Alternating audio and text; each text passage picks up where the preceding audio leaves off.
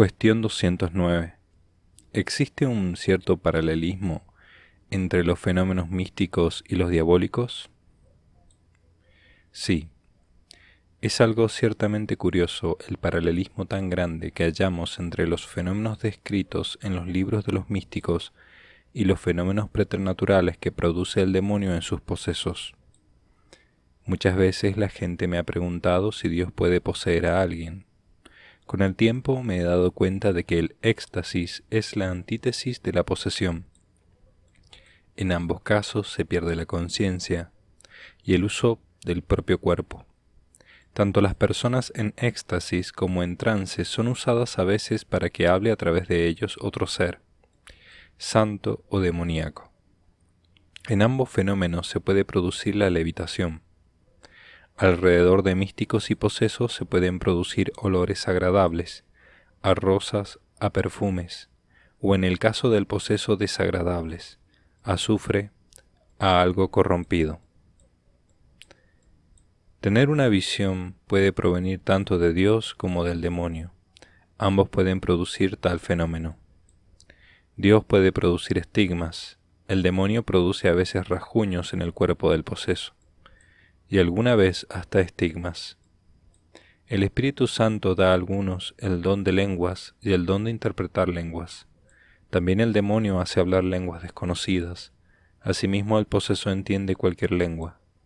El don de profecía es un don del Espíritu Santo, pero también los pseudo-profetas pueden profetizar de parte del demonio.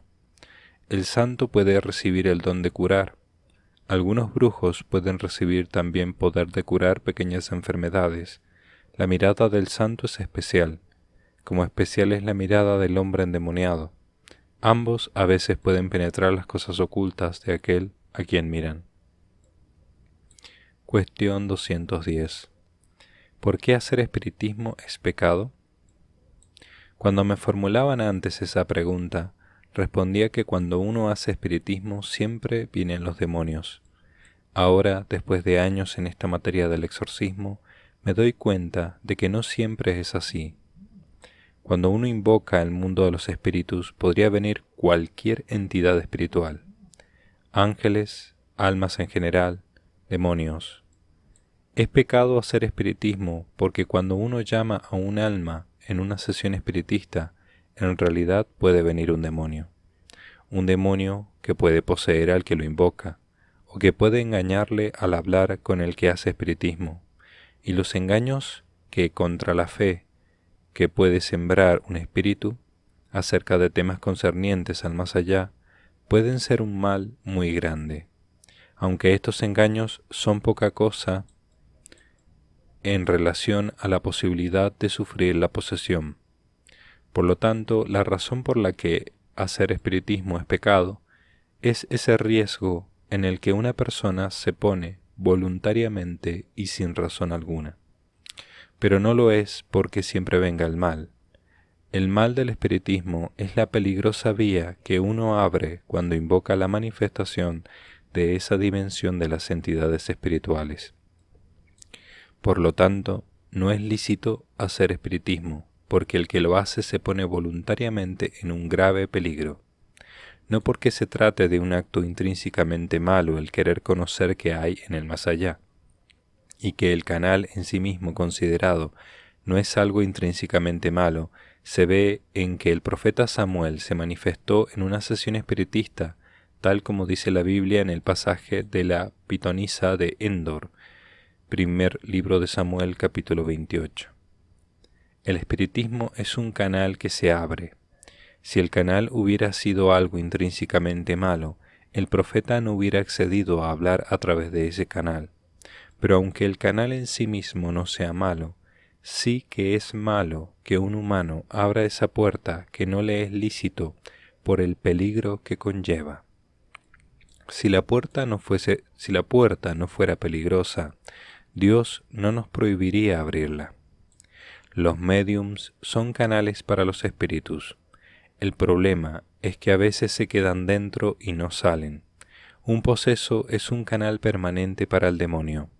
La persona posesa ya no puede dejar de ser canal para la manifestación de ese espíritu maligno. Conclusión.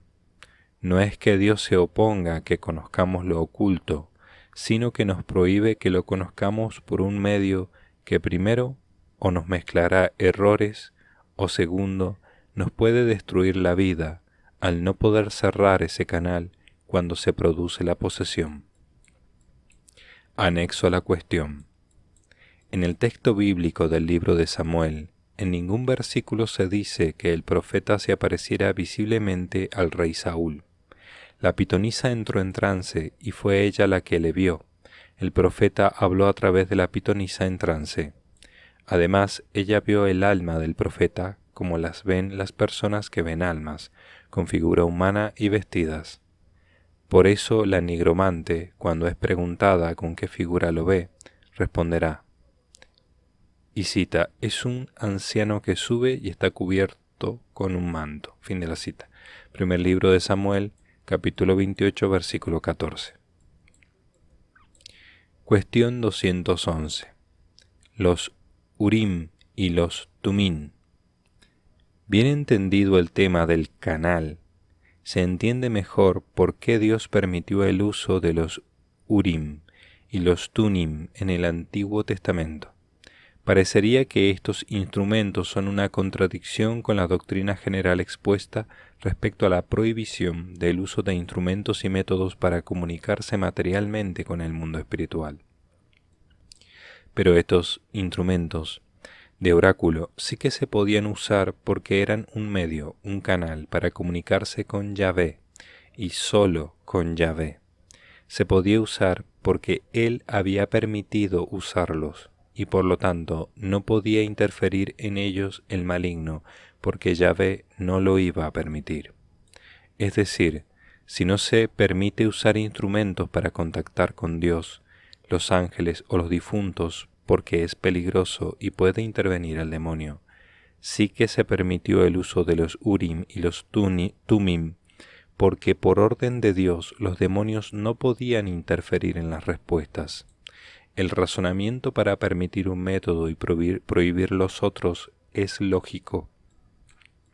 Pero en la sabiduría de Dios, aunque concedió este medio para atender a la necesidad psicológica de conocer respuestas en momentos de angustia, no permitió que se conociera ni qué forma ni aspecto tenían, ni cómo se utilizaban. Dios no permitió que se consignara en las páginas sagradas de la Biblia cómo eran y qué procedimiento había que seguir, para evitar toda tentación de uso por parte de quienes no tienen ya permiso para ello. Pues los Turim y los Tumim eran como el libelo de repudio, una concesión a la debilidad humana. Esa necesidad humana por conocer las respuestas divinas de un modo visible llega a producir angustia si no se satisface. Y en medio de la angustia era mejor que aquel pueblo primitivo y no muy avanzado en los caminos espirituales tuviera un escape legítimo y permitido a que se fueran a buscar las respuestas por medios ilegítimos. Fue un medio permitido en el pasado, pero que no quería que se utilizara en cuanto el pueblo de Dios progresara en el conocimiento de Dios. El verdadero oráculo de Dios, donde se han de buscar las respuestas, es la oración. En la oración habla verdaderamente Dios. Yahvé Sebaot comunica al alma sus respuestas en la oración de un modo tan real y verdadero como cuando se comunicaba a través de esos medios. Pero los seres humanos, a veces, sobre todo en momentos de angustia, sentimos un hambre terrible de respuestas visibles. No nos quedamos satisfechos con que la respuesta de Dios sea que esperemos o que su respuesta sea su silencio. A veces la respuesta a nuestras preguntas es «espera». También lo es en su silencio. El silencio de Dios es una respuesta. Nunca es lícito querer quebrantar el orden de Dios tratando de arrancarle una respuesta. No solo no es lícito, sino que nunca accederemos al conocimiento de la mente de Dios a través de esos atajos ilegítimos. Lo dicho acerca de los canales da luz acerca de los sueños proféticos, de los cuales aparecen no pocos en la Biblia. El problema de los sueños aparentemente proféticos es que en sí mismos no llevan un sello que nos digan si vienen de Dios o de la inspiración del demonio. En sí mismos considerados son un canal ambivalente, un medio que podría ser utilizado por entidades buenas o malas. Son los resultados los que mostrarán su procedencia. Además, si los sueños aparecen como consecuencia de realizar esoterismo o invocaciones, serán un medio usado por el maligno. Pero si vienen espontáneamente, pueden provenir de inspiración de los ángeles. Y si los sueños con mensajes o proféticos aparecen tras un gran aumento de la vida de oración y amor a Dios, todavía tendremos más razones para pensar que ese canal está siendo utilizado por el bien. Esta explicación es válida de modo general para el discernimiento de todo don divino que use medios que por su naturaleza pueden ser canal de comunicación o de simple manifestación tanto del bien como del mal. El criterio dado sirve tanto para una locución, visiones, etcétera, etcétera. Cuestión 212. ¿Puede un ángel poseer a alguien? Lo mismo que la corporalidad de los humanos puede ser usada como canal para la manifestación de los espíritus malos, igualmente esa corporalidad podría ser usada como canal para manifestación de los espíritus buenos. Sin embargo, el fenómeno no sucede de forma idéntica en uno y otro caso. El demonio está deseando quitar la libertad. Los ángeles no quitan la libertad. Sí que es cierto que hay místicos reconocidos a lo largo de la historia que han dado mensajes de parte de Dios en estado extático, y que ni ese momento extático ni después la persona era consciente de lo que había dicho el ángel, la Virgen o Dios a través de él. El cuerpo de un místico puede ser usado como canal de manifestación del mundo angélico, porque el místico consiente. Si no deseara ser instrumento de Dios, dejaría de serlo. Dios no fuerza a nadie. Hay que hacer notar de paso que la mayor parte de las personas que han sido usadas para entregar mensajes de Dios o de ángeles son perfectamente conscientes del mensaje que están dando. Pero ha habido otros casos en que se han dado en estado extático. Y en esos momentos, el cuerpo, la voz, son usadas como instrumento de seres angélicos. Son en definitiva canales para entregar un mensaje.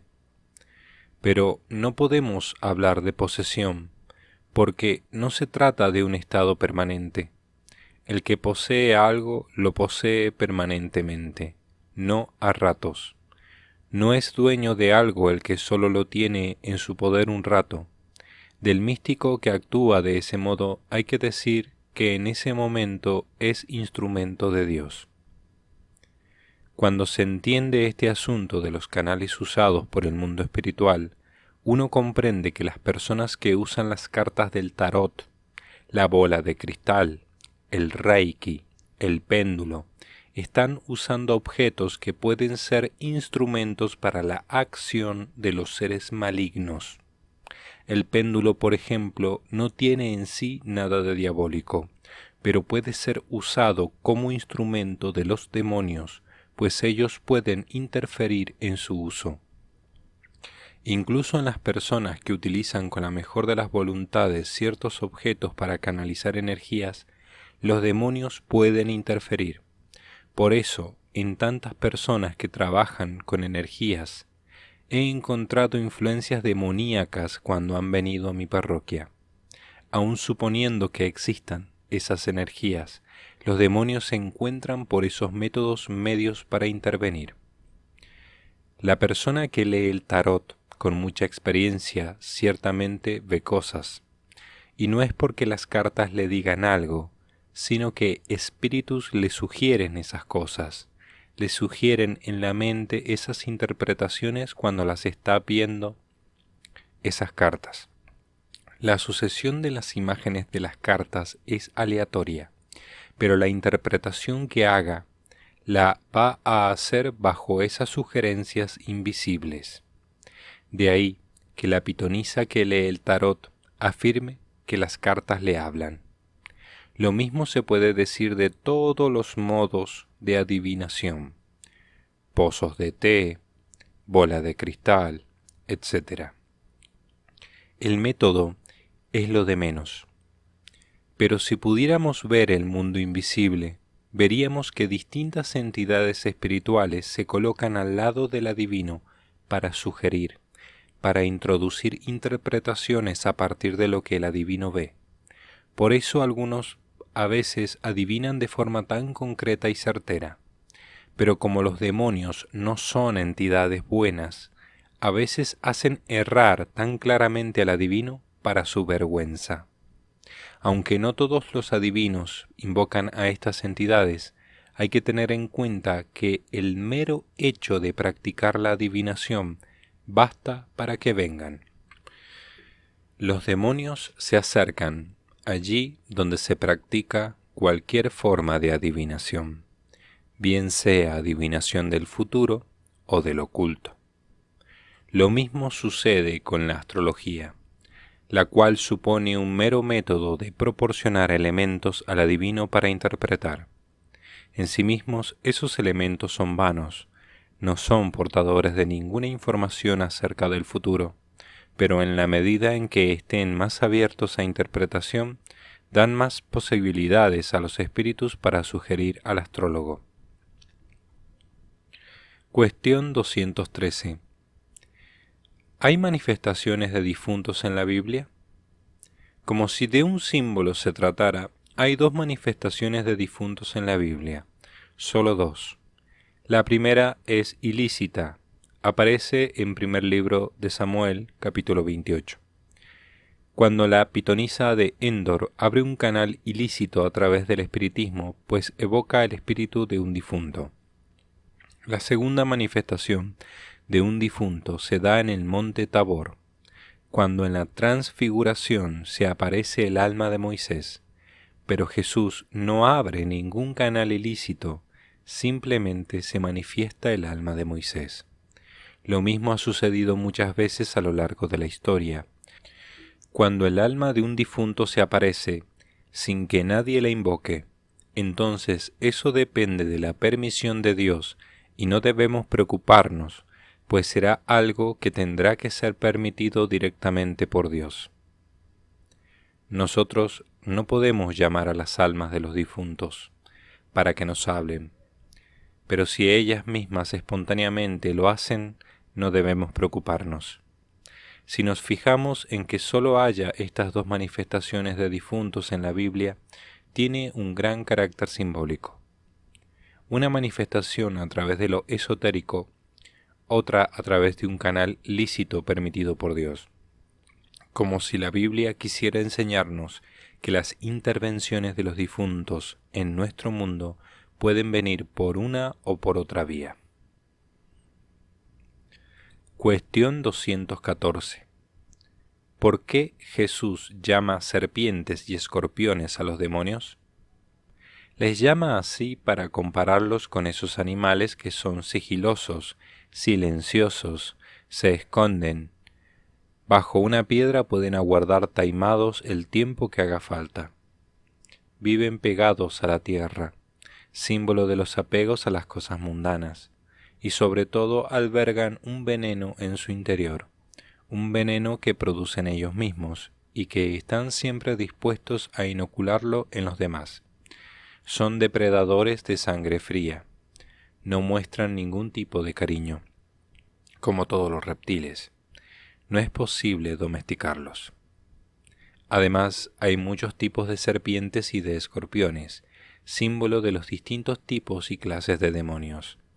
El mismo Leviatán, Satán, que es descrito por la Biblia con el aspecto de una gran serpiente, sería el jefe de las serpientes demoníacas, mientras que el Behemoth, Lucifer, que es descrito como monstruo terrestre, sería la máxima jerarquía de los escorpiones.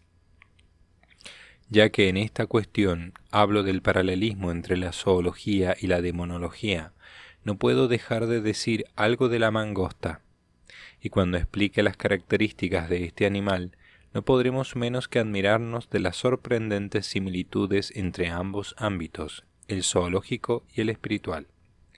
La mangosta es un pequeño mamífero que es el único que puede gloriarse de alimentarse de serpientes y cobras. Todos los mamíferos temen a las cobras, los más grandes también, sabiendo que lo único que pueden hacer contra ellos es alejarse. Esos grandes mamíferos son como los santos, que por grandes que sean, se alejan del peligro. Y obran sabiamente. Por eso las cobras devoran a los pequeños mamíferos, símbolo de los que no tienen gran santidad. No obstante, la mangosta es un animal que no solo no rehuirá el combate con la cobra, sino que además, en cuanto se encuentren cara a cara, la cobra sabe que no saldrá con vida. Es un animal diseñado por la naturaleza, por la mano de Dios, para combatir a ese depredador ponzoñoso y traicionero, y en sus genes tiene lo necesario para realizar con éxito ese enfrentamiento. Los cristianos deben alejarse del demonio, pero el exorcista tiene el encargo de enfrentarse a él, aunque la mangosta sería no solo símbolo del exorcista, sino más bien del exorcista que se dedica a este ministerio de forma regular, del que lo ejerce toda una vida y adquiere sabiduría en ese combate. Y de forma más precisa podríamos decir que la mangosta, cuadrúpedo, que no está dotado de gran belleza, sería perfecto símbolo del exorcista que tiene un llamamiento de Dios para ese ministerio y que ha recibido dones para ejercerlo. Cita a pie de página. Dicho de otro modo, la mangosta sería símbolo del exorcista, pero si observamos más atentamente el simbolismo inherente a ella, habría que decir que refleja más perfectamente al exorcista ad ministerium, y si profundizamos todavía más, veremos en ella un símbolo perfecto del que tiene una vocación dada por Dios a este ministerio y que por ello Dios le ha concedido dones para ejercerlo. Retomo la lectura. El combate entre una mangosta y una cobra es espectacular. En cuanto el pequeño carnívoro ve una serpiente venenosa, empieza a dar vueltas con suma rapidez en torno de ésta, saltando de acá para allá, y con todo el pelo erizado, hasta abultar doble de lo que es. La serpiente trata de morderle, pero entre los saltos y la defensa que constituye la masa de pelo, no consigue hincarle en el cuerpo los garfios venenosos, y en cambio, la mangosta en un momento de descuido del reptil, salta sobre él y le parte el cráneo de una dentellada. Lo notable, sin embargo, no son los detalles de la lucha, sino la intrepidez, decisión, rapidez y suma destreza con que el animalejo ataca a tan peligroso enemigo. La mangosta lucha de un modo peculiar, el más adecuado para su enemigo, pues allí la fuerza y los músculos contra un ser venenoso son inútiles. Un error grave de la mangosta supondría la muerte, del mismo modo que si el demonio inocula su veneno en el exorcista y le hace abandonar el buen camino, también supondría la muerte de su alma. El veneno puede ser la lujuria, la vanagloria, etc. La investigación ha demostrado que la mangosta es tolerante a pequeñas dosis de veneno de cobra, pero que no es inmune a él. El exorcista no es inmune a la tentación del demonio, ni a otros tipos de sus ataques, pero sí que es inmune a ciertas dosis de tentación que a otros le harían perder la paz, o caer en el nerviosismo, la intranquilidad y finalmente en la ansiedad o la obsesión. Las mangostas salen casi siempre victoriosas por su rapidez, agilidad y cronometraje, pero también por su grueso pelaje. Todo esto es símbolo de la protección de Dios y de la rapidez para esquivar al momento, al segundo, la tentación, ya que si se deja que penetre un poco, hará su efecto y se perderá la agilidad para esquivar nuevas mordeduras. No olvidemos tampoco que el veneno de cobra es mortal, pero en dosis pequeñas es medicinal y beneficioso. Lo mismo pasa con el conocimiento de la demonología para la gente normal y los sacerdotes no exorcistas. Dosis adecuadas son beneficiosas. Más allá de cierta medida se convierte para algunos en una obsesión.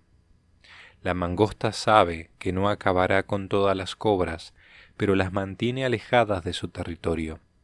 Por eso una mangosta en un jardín asegura la tranquilidad de sus habitantes.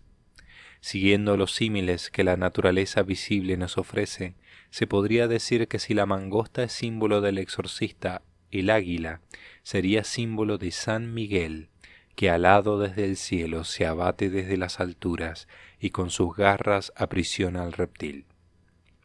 No hay antítesis mejor que estos dos mundos de estos dos animales. Uno el mundo de las alturas límpidas de los cielos luminosos, el otro la tierra y los escondrijos bajo las piedras. Los sapos, culebras no venenosas y demás animales repugnantes serían símbolo de los seres espirituales deformes por sus pecados, pero que no llegan a tener el veneno demoníaco en su ser. Serían esos seres símbolo de aquellos que todavía no han llegado al extremo de fabricar veneno para dañar con él a otras criaturas.